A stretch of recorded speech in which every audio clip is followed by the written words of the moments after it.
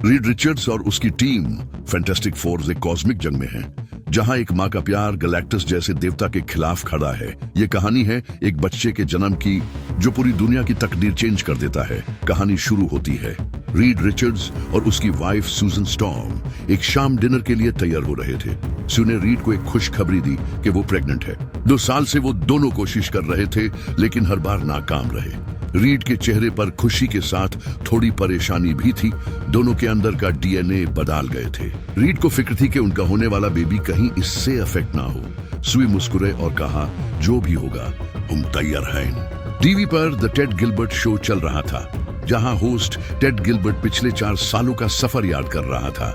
Read, सू, Johnny storm और उनका दोस्त बेन ग्रिम स्पेस मिशन पर गए थे। वहां कॉस्मिक रेज ने उनका डीएनए चेंज कर दिया। रीड बना मिस्टर फैंटास्टिक, जिसका जिस्म रबर की तरह स्ट्रेच होता था।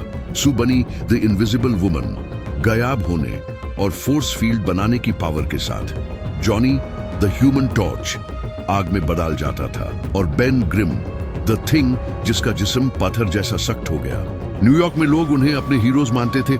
उन्होंने हार्वी एल्डर यानी मोलमन को हराकर उसके अंडरग्राउंड शहर सबटेरेनिया के साथ पीस डील साइन करवाए। रीड और सू ने अपनी प्रेगनेंसी की न्यूज बेन और जॉनी को दी। बेन ने सू के चेहरे से ही समझ लिया था कि वो प्रेग्नेंट है और सबने मिलकर सेलिब्रेट किया। रोबोट हर्बी भी उनके साथ था, जो अब घर को बेबी प्रूफ करने में लग जाते हैं। रीड ने बेबी के लिए एक स्पेशल पॉड बनाया। नॉर्मल बेबी बेड की जगह एक सेफ चेंबर, जो बच्चे को डीएनए के मुताबिक प्रोटेक्ट करे। साथ ही वो टेलीपोर्टेशन मशीन बनाने पर भी काम कर रहा था। कुछ दिन बाद एक अजीब स्टॉर्म न्यूयॉर्क के बीच उभरने लगता है। फैंटास्टिक फोर फैंटास्टिकर में बितकर पहुंचते हैं टाइम्स स्क्वायर में।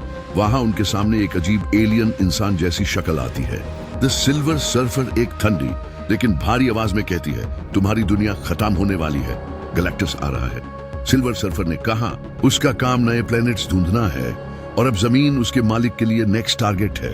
जॉनी ने फ्लेम ऑन करके उसका पीछा किया, लेकिन सर्फर ने कुछ कहा अपनी एलियन जुबान में, डाई विथ योर्स, और जॉनी को स्पेस में धकेल दिया।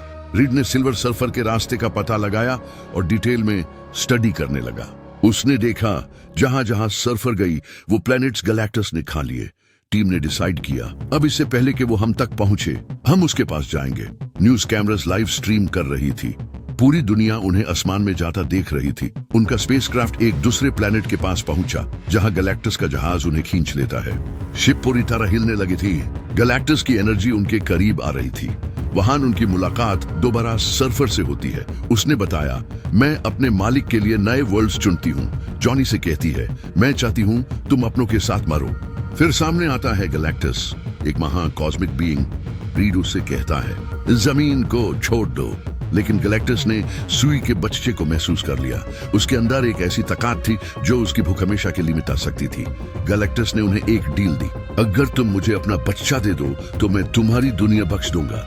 टीम ने माना कर दिया और वहां से भाग निकले। सिल्वर सर्फर उनका पीछा कर रही थी। इन सब में अब सू के लेबर पेन्स होना शुरू हुए। रीड ने सर्फर को एक टाइम डिलेशन ट्रैप में फंसा दिया और शिप को अर्थ की तरफ मोड़ दिया। कुछ घंटों बाद सू ने एक बेटा जन्म दिया, फ्रैंकलिन रिचर्ड्स। प्रेस कॉन्फ्रेंस में रीड ने सब कुछ सच बताया। उन्होंने कहा, गैलेक्टस ने हमसे हमारा बच्चा मांगा, हमने मना कर दिया। सुई ने बच्चे को अपने पास जोर से थाम लिया। उसके चेहरे पर सिर्फ एक जज्बा था, माँ का। जनता ने उन्हें गद्दार कहना शुरू कर दिया। लोगों को लगा जैसे उन्होंने पूरी इंसानियत के खिलाफ फैसला लिया हो। उसी वक्त कहीं दूर कॉस्मोस में सिल्वर सर्फर अपने मालिक गैलेक्टस से लड़ रही थी। उसने कहा, एक माँ का बच्चा जीना हद से ज्यादा है। लेकिन गैलेक्टस ने सिल्वर सर्फर को चुप करवा दिया। रीड ने एक रिस्की प्लान बनाया, अर्थ को टेलीपोर्ट करके किसी और यूनिवर्स में भेजना। जॉनी पुरानी फाइल्स पढ़ रहा था जिसमें सर्फर की लैंग्वेज लिखी थी। लोगों का गुस्सा बढ़ता जा रहा था। न्यूज, प्रोटेस्ट्स और ब्लेम सब उन्हीं के खिलाफ थे। सू सब कुछ देखकर बर्दाश्त नहीं कर पा रही थी। गैलेक्टस का खतरा, दुनिया की नफरत और माँ होने का बोझ सब एक साथ था। कभी कभी फ्रैंकलिन रोने लगता और अपने गले लगा लेती, जैसे उस आवाज में अपनी ताकत ढूंढ रही हो। आखिर वो खुद लोगों के सामने आई और कहा, मैं अपने बच्चे को सैक्रिफाइस नहीं करूंगी, लेकिन हम लड़ते रहेंगे।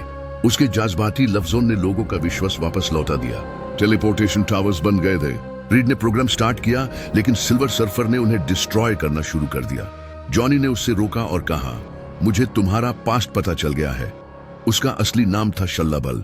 वो एक माँ थी जिन्होंने अपने प्लैनेट और बेटी को बचाने के लिए अपनी जिंदगी गैलेक्टस को दे दी।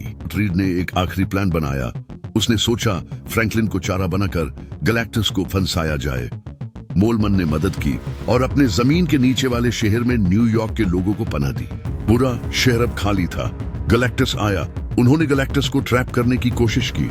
जैसे ही डिवाइस एक्टिवेट हुए, लेकिन गैलेक्टस ने फ्रैंकलिन को महसूस किया और बैक्स्टर बिल्डिंग के सिस्टम तोड़कर उसे खींच लिया। रीड ने फौरन उसे रोकने की कोशिश की, जबकि सू ने एक बड़ा फोर्स फील्ड बनाया। रीड ने अपने लिम्स गैलेक्टस के मशीनरी तक बढ़ाए और उसके सर्किट्स बिगड़ने लगा। गैलेक्टस ने रीड को खींचकर स्ट्रेच कर दिया। जॉनी ने बेन को ऊपर से गिराया। It's क्लॉपरिंग time. बेन ने जोर से गैलेक्टस पर वार किया। रीड ने फ्रैंकलिन को वापस बचा लिया और सू ने अपनी पूरी एनर्जी लगाकर गैलेक्टस को पोर्टल की तरफ धक्का दिया। पोर्टल बंद होने से पहले गैलेक्टस वापस निकालने की कोशिश करता है। जॉनी अपनी जान देकर यू से पुश करने जाता है, लेकिन शल्लाबाल वापस आती है। वो जॉनी को धक्का देती है और खुद गैलेक्टस के साथ पोर्टल में गिर जाती है। लड़ाई खत्म हुई, लेकिन सू बेहोश थी। रीड ने सू को जगाने की कोशिश की, लेकिन कुछ नहीं हुआ। सू मर चुकी थी। फ्रैंकलिन ने मां के पास जाकर रोकर हाथ रखा और धीरे धीरे सू की सांस लौट आई। उसने रीड की तरफ देखा और कहा, हमारा बेटा हमसे भी ज्यादा पावरफुल है। न्यूयॉर्क के लोग वापस आए और उन्होंने फैंटास्टिक फोर को फिर से अपने हीरोज माना। टेड गिलबर्ट शो पर जाने से पहले उन्हें एक नया डिस्ट्रेस सिग्नल मिला।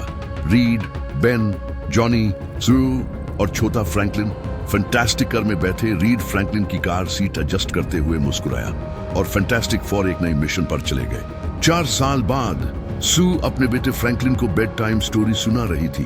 वो पानी लेने गई और जब वापस आई, एक आदमी ग्रीन क्लोक और मेटल मास्क में उसके बेटे के पास खड़ा था। डॉक्टर डूम आ चुका था।